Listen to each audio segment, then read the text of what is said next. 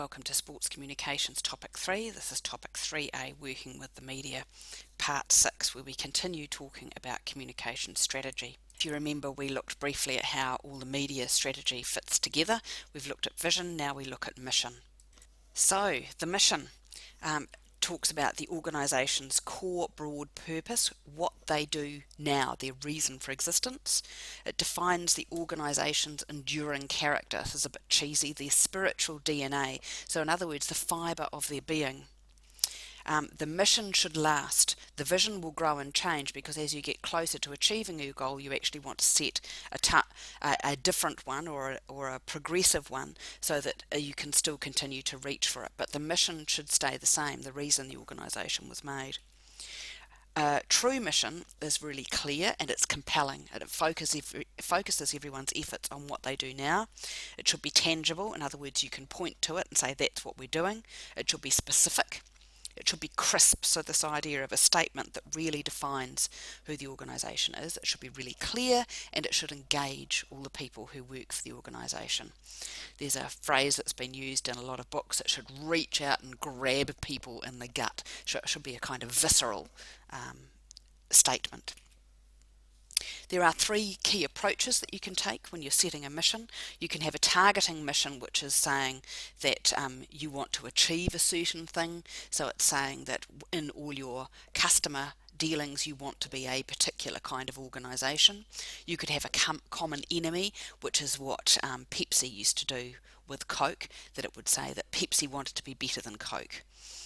So in other words, they're just copying whatever Coke did, Pepsi did. Or a role model that they want to say you want to be to your customers what Apple is to their computer customers. Good mission statements, 3M, to solve unsolved problems innovatively. That's a lovely mission. So every time they go to do something, they can test it against that rule of thumb.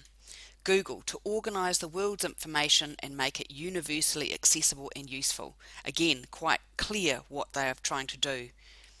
Trade aid, building sustainable communities through fair trade. Again, very, very clear. And JF Kennedy's mission from way back in 1962, that this nation, being the US, should dedicate itself to achieving the goal before this decade is out of landing a man on the moon and returning him safely to Earth. Again, it was very clear and it was obvious when it was achieved.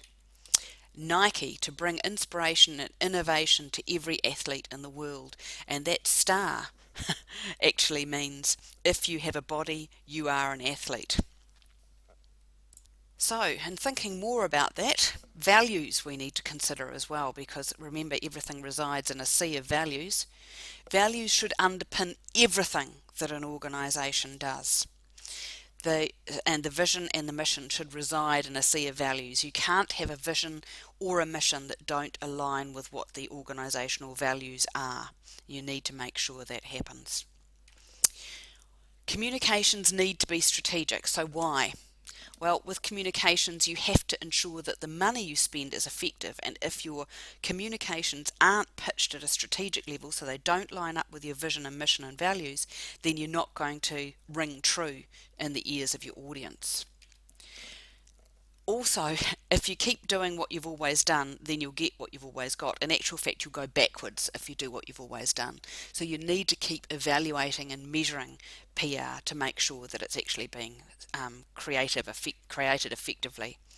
And you have to make sure you've got a seamless program, and how you do that is by evaluating your existing communications plans, testing your plans to fit against your strategic plan, so you've got to be part of the strategic planning process, looking for gaps, and then doing some environmental scanning with your management team or your board, and we'll talk about environmental scanning in the next section.